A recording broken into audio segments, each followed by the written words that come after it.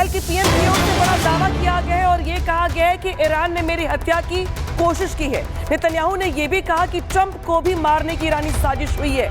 तो देखिए, जिस तरीके से इजराइल के पीएम नेतन्याहू की ओर से ये बड़ा दावा किया गया है और ये किया गया है कि उनको मारने की साजिश हुई है। साथ ही उनकी ओर से दावा ये भी किया गया है कि ट्रंप को भी मारने की ईरानी साजिश हुई है। जहां पे एक तरफ ईरान और इजराइल के बीच हमले रुकने का नाम नहीं ले रहे हैं, इस बीच नेतन्याहू की ओर से ये बड़ा दावा किया गया है। इसमें सच्चाई कितनी है, ये तो बहुत सारी बातें अभी युद्ध के बीच निकल के सामने आ रही है। लेकिन इजराइल के पीएम की ओर से जो ये दावा किया जा रहा है वो ये बताता है कि इजराइल की ओर से जो चरणबद्ध तरीके से ईरान के अलग अलग हिस्सों में हमला किया गया, उसके पीछे की मुख्य वजहें क्या रही।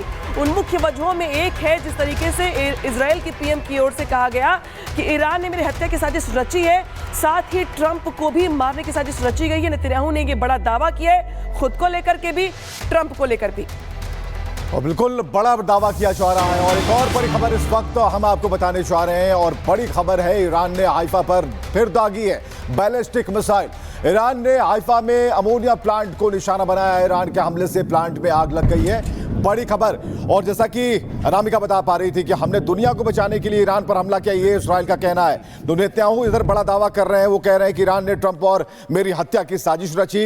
इधर वो कह रहे हैं कि हमने दुनिया को बचाने के लिए ईरान पर हमला किया। और ये तस्वीर जो सामने है, हाइफा अमोनिया प्लांट पर मिसाइल से हमला किया गया, उसकी तस्वीरें आप स्क्रीन पर देख पा रहे हैं। एक बड़ा धमाका यहां होता है। यह अमोनिया प्लांट है और इस पर मिसाइल से हमला, यानी कि प्रमुख जगहों को, उन सभी पावर प्लांट्स को निशाना बनाया जा रहा है और यहीं से ईरान घुटनों पर आता जा रहा है। तो कुल मिलाकर महायुद्ध का जो नया चैप्टर है वो स्क्रीन पर हम आपको दिखा रहे हैं। इजराइल के हाइफा में अमोनिया प्लांट पर बड़ा हमला, और इससे पहले यह कहा जाना इजराइल की तरफ से कि हमने दुनिया को बचाने के लिए ईरान पर हमला किया, यानी कि दुनिया को मिटाने की कोशिश ईरान कर रहा था, इजराइल ये बताने की कोशिश कर रहा है। दूसरी बात यह कह रहा है कि हमने ईरान ने ट्रंप और मेरी हत्या की साजिश रची। तो कुल मिलाकर जो दो बातें हैं ये साफ तौर पर नजर आती हैं, और कहीं ना कहीं जो हमला है उसे उस तरीके से देखा जा रहा है। अनामिका, बड़ी खबर आ गई है विवेक, जहां पे तेल अवीव पर गिरी है ईरानी मिसाइलें। तेल अवीव के शहर के सेंट्रल इलाकों में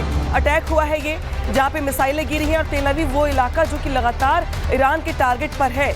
तेल अवीव जो कि इजराइल के लिए भी सेंट्रल का इलाका है, एक तरीके से कहें तो उनका बिजनेस हब है। लेकिन जिस तरीके से ईरान की ओर से तेल अवीव पर मिसाइलें गिरी हैं ईरानी, ये बताने के लिए काफी कि ईरान की ओर से जो टारगेट वाले शहर है इजराइल के, उसमें हाइफा हो, चाहे तेल अवीव हो, चाहे वो बाकी सेंट्रल के इलाके हो। लेकिन बड़ी खबर यहाँ पर ये तस्वीर दिखा रहे हैं आपको उस वक्त की जब तेल अवीव में ईरान की मिसाइलें गिरी हैं। तेल अवीव शहर के सेंट्रल में ये मिसाइलें गिरी हैं। देखिए जिस तरीके से रात के अंधेरे में यहाँ पे ईरान की ओर से एक के बाद एक मिसाइलें गिराई जा रही हैं। हालांकि हमने देखा कि बहुत सारे शहरों में पहले ही हमले का सायरन बजा और खाली करने के निर्देश वहां के लोगों को दिए गए। लेकिन ईरान की ओर से जो मिसाइलें हैं, ईरानी मिसाइलें, वो हमेशा लगातार बीते 3-4 दिनों से टारगेट कर रही हैं उन शहरों को जो कि सेंट्रल के इलाके हैं, इजराइल के लिए भी काफी महत्वपूर्ण। और इस बीच बड़ी खबर है कि हमले रुकने का नाम नहीं ले रहे विवेक। बिल्कुल, और हमले लगातार जारी हैं, ताबड़तोड़ फायरिंग की जा रही है, और लगातार ये बैलिस्टिक मिसाइलों से जो हमला हो रहा है कहीं ना कहीं ये बता रहा है कि ईरान ने जो इजराइल ने अपनी जो मंशा है स्पष्ट कर दी है। इजराइल पर ताबड़तोड़ मिसाइल दाग रहा ईरान, और ईरान के हमले से इजराइल में भारी तबाही मची है। मिसाइल हमले से कई इमारतें ध्वस्त हो गई, जिसकी तस्वीरें अब हम आपको दिखाने वाले हैं कि कैसे दोनों ही तरफ से मिसाइल हमले हो रहे हैं। ईरान के हमले से इजराइल में भारी तबाही, और उसकी तस्वीरें सामने आने वाली है। मिसाइल हमले से कई इमारतें ध्वस्त हुई हैं। ये रिहायशी इलाका है जहां पर मिसाइल से अटैक किया जा रहा है, यानी कि पूरी तरीके से ईरान पर जो हमला हो रहा था उसका जवाब भी ईरान की तरफ से दिया जा रहा है। और खूनी जंग जो है वो स्क्रीन पर दिखाई दे रही है, कैसे मिसाइल दागी जा रही है, वो एरो मार्क से आपको बताने की हम कोशिश कर रहे हैं। तो कुल मिलाकर इजराइल पर ताबड़तोड़ मिसाइल दाग रहा ईरान, और ईरान के हमले से इजराइल में भारी तबाही, और मिसाइल हमले से कई इमारतें ध्वस्त हो गई। और ये मिसाइल की तस्वीरें आप देख पा रहे हैं, कैसे मिसाइलें छोड़ी जा रही हैं आकाश में, लगातार ऐसी तस्वीरें आती जा रही हैं। तो कुल मिलाकर जो इजराइल ने अपनी जो इस वक्त नेतन्याहू के टारगेट पर खामनेई है, और इजराइल ईरान जंग को लेकर जो है ट्रंप का बयान भी हम आपको बताने वाले हैं। इस बीच ईरान पर सरफेस टू सरफेस मिसाइल से हमला किया जा रहा है। सेंट्रल ईरान को आइडियल टारगेट किया है। देखिए यहाँ पर हमले इसराइल और ईरान के बीच रुक नहीं रहे हैं। ईरान पर सरफेस टू सरफेस मिसाइल से हमला किया गया है। लगातार टारगेट पर है यहाँ पर ईरान, इसराइल के भी, और इसराइल की ओर से ईरान पर सरफेस टू सरफेस मिसाइल से हमला किया जा रहा है। तस्वीर दिखा रहे हैं आपको उस हमले की हम, जहां पे ईरान को अगर बात की जाए तो आईडीएफ की ओर से निशाना बनाया गया है। सेंट्रल ईरान को आईडीएफ की ओर से निशाना बनाया गया है।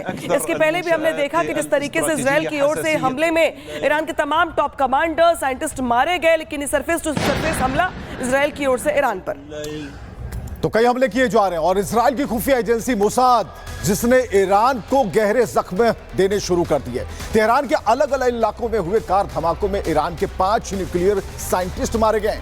मोसाद ईरान के 14 न्यूक्लियर साइंटिस्ट को पिछले 3 दिन में पहले मौत की नींद भी सुला चुका है। रिपोर्ट देखिएगा।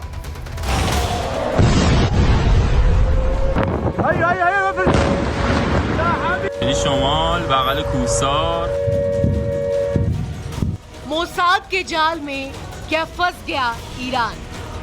मोसाद का टारगेट लॉक, मोसाद का ऑपरेशन साइंटिस्ट, न्यूक्लियर वैज्ञानिकों के सफाई की ठानी, 14 परमाणु वैज्ञानिकों की हत्या से दहला तेहरान।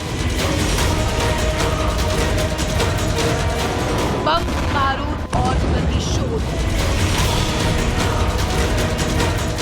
खामेनेई ने भी ठानी और शुरू हुई बारूदी कहानी। एटमी प्रहार और वर्चस्व को लेकर मनमानी।